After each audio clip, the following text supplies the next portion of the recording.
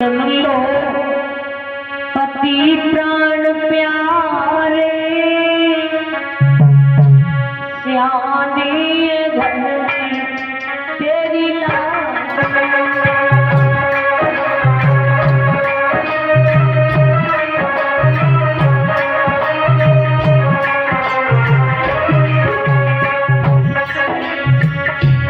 सुन लो पति प्राण प्यारे,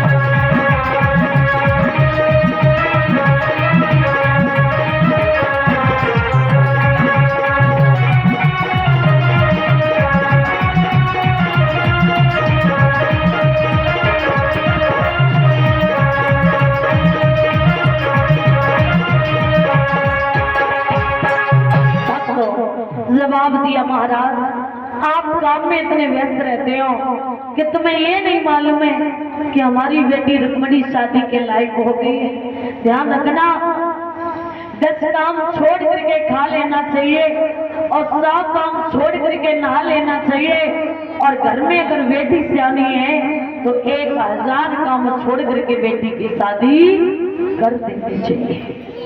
जवाब दिया महाराज, बेटी की शादी करो, अच्छा घर और अच्छा पति।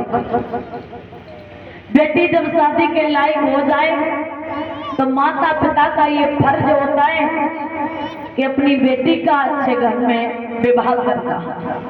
जवाब दिया रानी, चिंता न करो, कोई अच्छा घर और ऊपर देख करके हम बेटी की शादी कर देंगे। जवाब दिया ठीक है। महाराज वहां से चले और कचहरी में पहुंच गए। मंत्री को आवाज लगाई, मंत्री कहिए महाराज। ये बताओ, तुमने हमारी बेटी देखी है रुक्मणी? मैंने तो नहीं देखी आपकी बेटी। नहीं देखी? नहीं देखी। तो हम बताते, हाँ, मेरी बेटी जो है रुक्मणी, वो देखने में बहुत ज्यादा सुंदर है। क्या नाम है? रुक्मणी। गुड़ी मुड़ी? गुड़ी मुड़ी नहीं तो रुक्मणी। अच्छा, कहाँ बीड़ी? कहाँ बीड़ी? हाँ, क्या पागल हो गया सब? मेरी बेटी रुक्मणी। अच्छा, रुक्मिणी। हाँ हाँ, अब वो शादी के लायक हो गई है। अच्छा, शादी के लायक हो गई है। हाँ, अब हाँ, तुम्हारी नजर में कोई अच्छा घर और अच्छा पर हो तो बताओ, हम अपनी बेटी का विवाह करेंगे। आप ये बताओ, आपकी बेटी कितने साल की है? हमारी बेटी है ऐसे ही 19 साल की होगी। अच्छा 20 की है। 20 की। हाँ, तो लड़का कितने तक का चाहिए? 20 वर्ष का मिल जाए तो और अच्छी बात है, वरना 1-2 साल बड़ा होगा तो चल जाएगा, लेकिन ज्यादा बड़ा नहीं चले। ऐसा करें तो कैसा? 4-4 साल के 5 लड़का ला दे तो। ए क्यों? पागलों, तुम 5-5 साल के 4 बच्चों को लेकर के आओगे? हमारी बेटी की शादी होगी कि हमारी बेटी बच्चे खिलाने के लिए जाएगी? देखो एक बच्चे तो इससे तो गुजारा हो नहीं रहे हैं।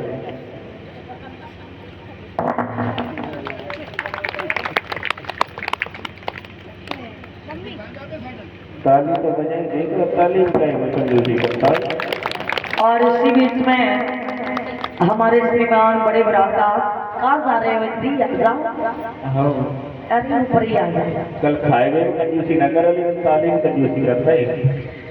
और इसी बीच में हमारे बड़े भ्राता श्रीमान शैलेंद्र शास्त्री जी, ये इसी गांव के रहने वाले हैं। जब पहली बार हम इस गांव में आए थे तो इन्हीं के माध्यम से आए थे, इन्होंने ही परिचय दिया था हमारा। और ऐसी भगवान की अनुकंपा हुई कि दोबारा फिर आने का मौका मिल गया।